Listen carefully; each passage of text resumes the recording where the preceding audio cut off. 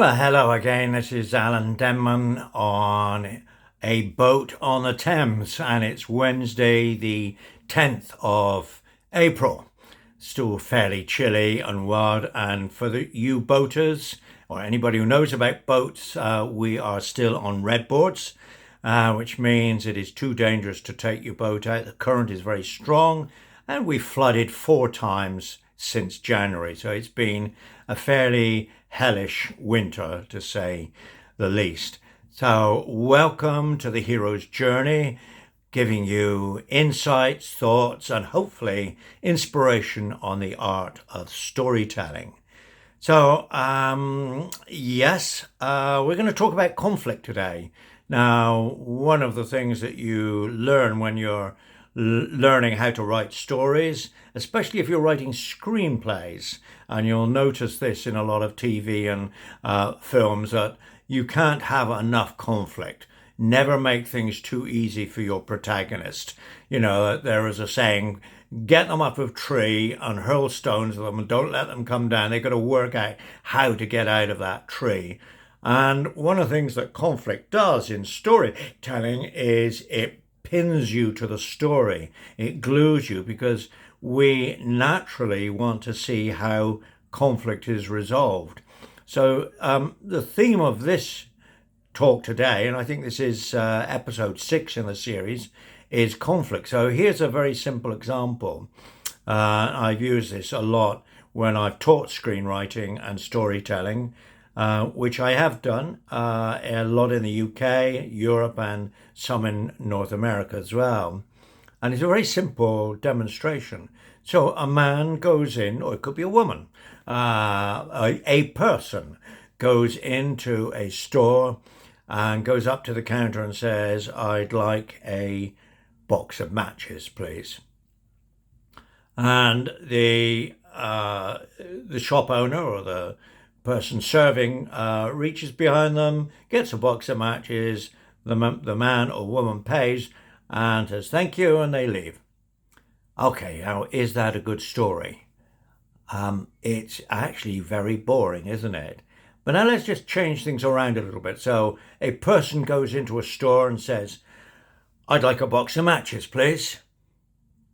And the shop owner or the person serving says, no. And then the person says, well, it's puzzled. What do you mean? No, I'd like a box of matches. No, I'm not going to serve you. And no, why not? Why can't you serve me? And so the conflict starts to escalate at this point. Where will it end? How is it resolved?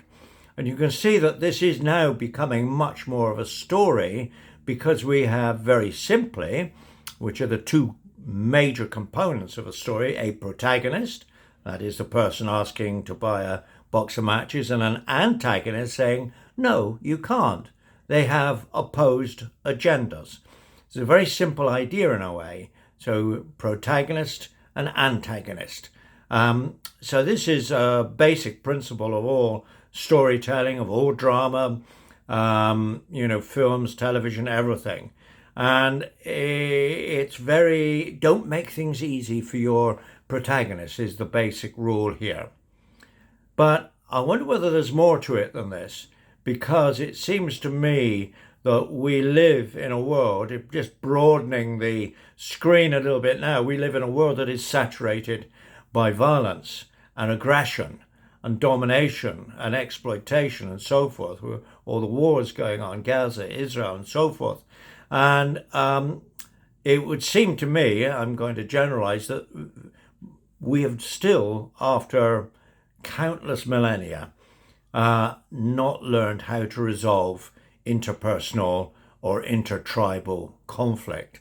So you could say that stories, although stories are made up, stories aren't just fictions.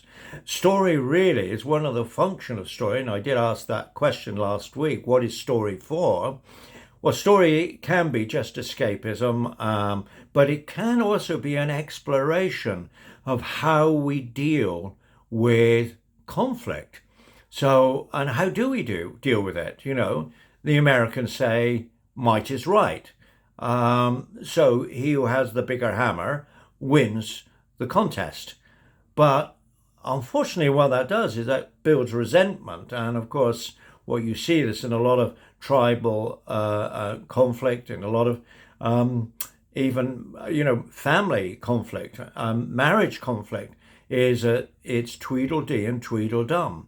Yeah, you said something, did something, you hit me, you did this, did that. I'm not going to forget that. There's no resentment, and resentment can last generations at a tribal or regional or national level, and this will not go away.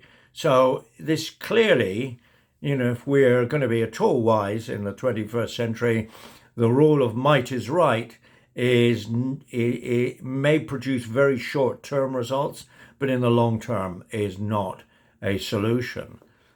So you could say that one of the potentials of story, and I don't think many writers actually approach it this way, but it does interest me, is that story offers the opportunity to look at the theme of conflict and to resolve it in some other way. Now, I can see that in some stories, the antagonist becomes an ally of the protagonist. It might be typical in a crime thriller, and that the antagonist is a nasty, or apparently nasty, gang leader, but will work with the police or the detective to nail somebody else. So they become an ally, therefore, and they stop being the antagonist. Well, that's one possible solution, but there is someone else I'd like to mention. And some of you may have heard of the practice and philosophy, and you can do courses on this. My wife has actually done a course on NVC, it's called for short, or non-violent communication. So Gandhi is possibly the greatest example of this.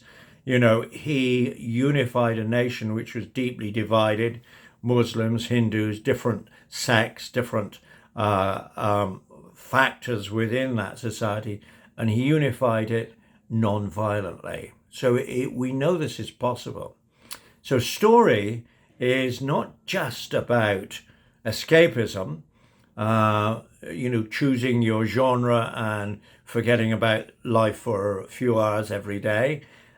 Story also has the potential of role-playing different scenarios, and in particular, I think a very big theme is how do we resolve conflict, and that's why I mentioned NVC. So let's take two examples, and I'll try and demonstrate how NVC might work. And it's more subtle, and it does stop you going straight to blame and anger. So here's a very simple example. Let's take a domestic issue. One partner always leaves their socks on the floor and never puts them in the washing machine or in the dirty linen basket. So the other partner gets so frustrated and builds up, and then this grows into a giant row, and they're arguing and words are said, and of course connection is broken, and that's a very unhappy state to be in if we know that there is a lot of issues around intimate relationships, with the marriage divorce rate being 1 in 2. That's 50% of couples will end up divorced. So is there another way to resolve this? Well, Marshall McLuhan did devise a way, and it's called nonviolent communication. And it would go something like this. You begin with an observation.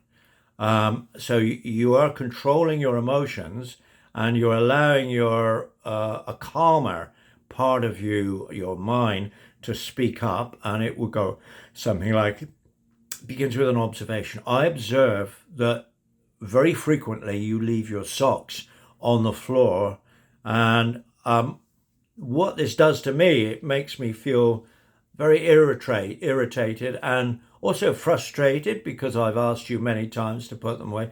So, I'd like to make a request that, whenever you take your socks off, could you put them either in the washing machine or the dirty linen basket. Now it's a lot more. It's a longer process that, but blaming is the might is right rule. Getting angry is the might is right rule. So bear that in mind. That there are other ways to deal with conflict. So I think that's enough for now that I want to say. Something just came up on my screen as I was speaking. I hope that's not in the video. Don't know what that was, but I'm going to carry on and just finish. So we're exploring really what story is for. And one of the things that we can do with story is, if you like, create models of behavior. How can you be a good leader? How can you deal with it if somebody attacks you? How can you resolve conflict in an intimate relationship or between family members? So story has this potential to deal with very important themes that we all face in one way or another. So it doesn't have to be escapism. I think that's about it, really. I've said enough for today. So, little tip here, a little exercise for you. When you're watching, film or television, just look at all the points, the places where it's more difficult for the protagonist to get their information. A very simple example would be detective stories. A detective approaches somebody and they say, can I have a word with you? And the person pauses, don't say anything. Have you got a moment? I'd just like a word with you. And the person says, what for? You can feel already that it's not easy for the detective to get the information that they're after. And it's a very, very simple principle in a way, because it would kind of spoil the story if the person being interviewed or interrogated says, yeah, I'll give you the information, no problem. There's, no struggle there, no conflict. And what conflict does, and my theory is that we are so conflict laden that we are very interested to see how conflict is resolved. And there are, as I say, gentler ways to do it, non-violent communication, or aggressive ways to do it. So kind of note those points. Next time you're watching something, try and look at the points where the screenwriter and maybe the director and the actor working together have made things difficult for the protagonist to make their way along the story arc. And that's about it for today. I hope you all have a good week. The weather here is looking very spitty, and I don't know that we're going to be off red boards for quite some while. But anyway, I wish you all a great week. That's it.